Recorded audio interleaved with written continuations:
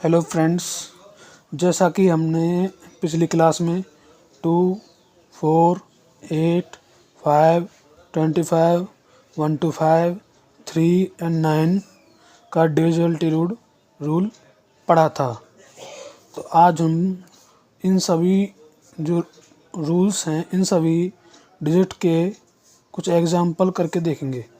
पहला एग्जाम्पल है, क्या यह संख्या 2 से 4 से डिवाइड होती है? तो आपको पहले कैसे चेक करेंगे। पहले हम 2 से डिवाइड करके देखेंगे। मैंने 2 से डिवाइड करने का रूल आपको क्या बताया था, या तो लास्ट नंबर इवन हो या 2 से भाग होने वाला हो। तो हम इनको पूरा चेक करने की ज़रूरत नहीं है, हम के ओनली लास्ट जो डिजिट है उसको चेक करेंगे। क्या ये 2 से डिवाइड होता है? तो आप यहाँ पे देखेंगे कि यह संख्या जो डिजिट है 6, ये 2 से पूरी तरह से डिवाइड होती है। इसी प्रकार हम इसको 4 से भी डिवाइड करके देखेंगे। 4 मतलब 2 का स्क्वायर, यानी लास्ट के 2 डिजिट। 3, 6, क्या ये 4 से डिवाइड होती है?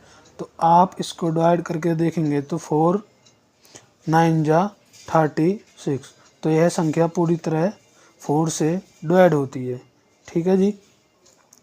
और इसमें अगर मैं आपसे पूछने लग जाऊं, क्या यह संख्या 3 and 9 से भी डिवाइड होती है? तो मैंने आपको क्या रूल बताया है, हम जो भी मैंने आपको क्या यह संख्या 3 and 9 से भी डिवाइड होती है? तो जैसा कि आप जानते हैं, 3 and 9 का रूल चेक करने के लिए इन सभी अंकों का योग 3 से भाग होना चाहिए। तो आपको इनको पूरा एक साथ जोड़ने की ज़रूरत नहीं है। जो 3 and 9 से डिवाइड होता जाए अंक, उसको भाग के, जैसे 3 से 3 ये 6 होता है, 4 और 5 9 हो गया, 9 से 3 3 जा 9 ये डिवाइड होता है। फिर क्या हो गया, 3 and 6 ये भी 9 होता है, तो ये भी 3 से डिवाइड हो गया। बचा क्या आपका, ये 7। तो यहाँ पे जो संख्या बची है उसको हम रिमाइंडर बोलेंगे। रिमाइंडर यानी शेषफल 7। ठीक है जी। इसी प्रकार ये एग्जाम्पल 1 है, इसको भी मैं कहता हूँ इसको आप 9 से डिवाइड करके देखेंगे। इस 9 से डिवाइड करने पर इसका जो है रिमाइंडर क्या बचता है। तो आपको इसको एक साथ जोड़कर भाग देने की जरूरत नहीं है। जो 9 से कटता जाए उसको आपको 9 से काटते जाना। जैसे 9 से 9 कटता है, 7, 8 और 9, तो ये भी 9 से कट गया। 6 and 6, 6 और 6 12, 12 और 5, 12 और 5 होते हैं 17। तो इसको आपको अब डिवाइड करके देखना 9 से, तो कितना आएगा, 7। तो कितना आएगा आप बताएंगे, 8। ठीक है जी। तो ये क्या हो गया आपका शेषफल यानी रिमाइंडर। ठीक है। इसी प्रकार ये एक एग्जाम्पल है, ये एक एग्जाम्पल है, ये और ये, तो ये चारों एग्जाम्पल आपको करके देखने हैं घर पे। ठीक है जी। इसको आपको मेरे को करके बताना है। 2, 4, 6, 9, सॉरी मैंने आपको 6 का रूल नहीं बताया है, वह मैं आपको आगे बताऊंगा। तो आपको जो मैंने अभी तक रूल पढ़ा दिए हैं उन पे आपको एक डिवाइड करके देखना है और कमेंट में इन सभी का रिमाइंडर बताना है। ठीक है जी। तो आज हम नेक्स्ट रूल पढ़ेंगे, वो पढ़ेंगे 7, 11 and 13। ठीक है जी। इन तीनों का ही रूल जो है डिवाइडिंग का, वो सेम कॉन्सेप्ट है, सेम कॉन्सेप्ट है। ठीक है जी। इसमें कोई भी आप डिजिट ले लीजिए, कोई भी संख्या लेंगे, जैसे 3, 1, 3, 5, 4, 2, 1। तो इसमें आपको क्या करना है, अगर संख्या 6 है तो आपको 3 3 का पेयर बनाना है। अगर मान लीजिए संख्या जो है डिजिट है 510523 1, तो आपको 3 का डिजिट ही बनाना है। अब आप कहेंगे यहाँ तो 3 का डिजिट नहीं बनना है, तो क्या करेंगे, इसके आगे हम एक और 0 लगा लेंगे। ठीक है, फर्स्ट स्टेप मैंने क्या कहा है, 3 का जो है 3 का जो है स्टेप बनाएंगे। ठीक है जी। तो जो है लास्ट वाले में से, जो लास्ट में है उसको, उसमें से पहले वाले जो पेयर है उसको हम घटा देंगे। ठीक है जी।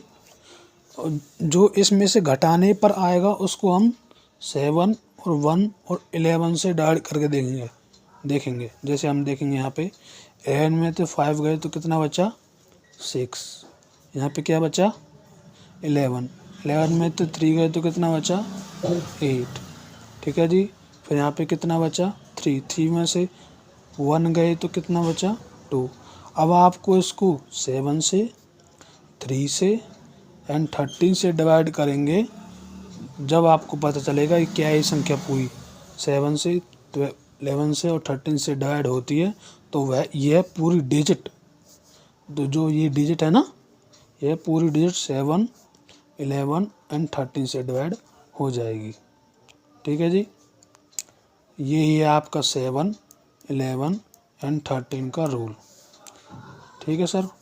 आज हम जो नेक्स्ट जो है कॉन्सेप्ट पे चलेंगे, कोई भी संख्या है, जैसे मान लीजिए मैंने यही एग्जांपल मान लिया 5 1 4 6 2। ठीक है।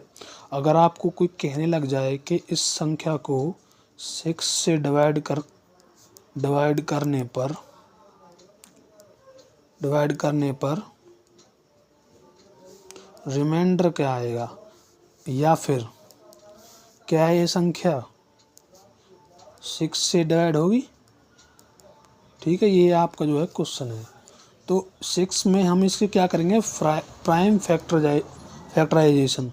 प्राइम फैक्टराइजेशन क्या होता है, आपको शायद पता होगा कि प्राइम नंबर क्या होते हैं। प्राइम नंबर क्या होते हैं, जिनका केवल एक ही फैक्टर हो। ठीक है जी। जैसे 2 है, 3 है, 5 है, 7 है, 11 है। आप सब लोग क्या गलती करते हैं, 9 को ही प्राइम फैक्टर समझने लगते हैं। 9 कोई प्राइम फैक्टर नहीं है, क्योंकि इसके 3 एंड 3 2 फैक्टर बन जाते हैं। ठीक है जी। तो क्या करेंगे, इसके हम प्राइम फैक्टर करेंगे। 2 3 जा 6, 2 3 जा 6। ठीक है जी। तो आपको इसको 6 के डिवाइड करने की जरूरत नहीं है। हमने 2 और 3 का तो रूल पढ़ा हुआ है। 2 क्या क्या होता है, लास्ट डिजिट 2 से डिवाइड हो, तो ये तो 2 से डिवाइड हो रही है। अब देखेंगे हम इसको 3 का रूल। 3 का रूल क्या होता है, पूरे डिजिट का सम अगर 3 से डिवाइड हो जाए तो यह संख्या पूरी 3 से डिवाइड हो जाएगी। ठीक है जी। क्या करेंगे, इनको हम डिजिट को करेंगे, योग करेंगे। 5 + 4 9, तो ये 3 से डिवाइड होती है। 6 3 से डिवाइड होती है। 2 और 3 ये भी 3 से डिवाइड होती है। इसका मतलब क्या हुआ कि यह पूरी संख्या 6 से डिवाइड होगी। ठीक है जी।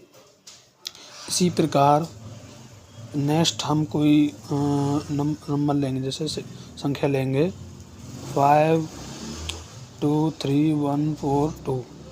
अगर आपको इसको मान लीजिए किसी से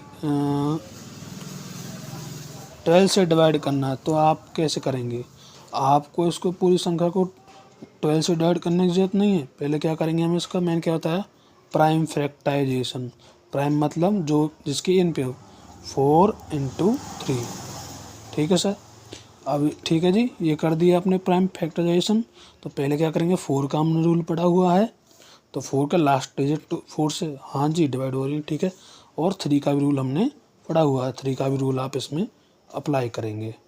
ठीक है। ठीक है जी। आपसे ऐसे कोई पूछने लग जाए, इसी डिजिट को आपको क्या करना है, 99 से भाग करना है।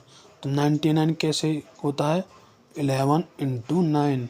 तो हमने 11 का रूल अभी पढ़ा यहाँ, ऐसे भी 9 का भी रूल हमने पढ़ा हुआ है। दोनों से इसको संख्या को हम इसको भाग करके देखेंगे। ठीक है जी। आज के लिए इतना ही। नेक्स्ट क्लास में हम इसके कुछ एडवांस क्वेश्चन की प्रैक्टिस करेंगे। ठीक है, थैंक यू।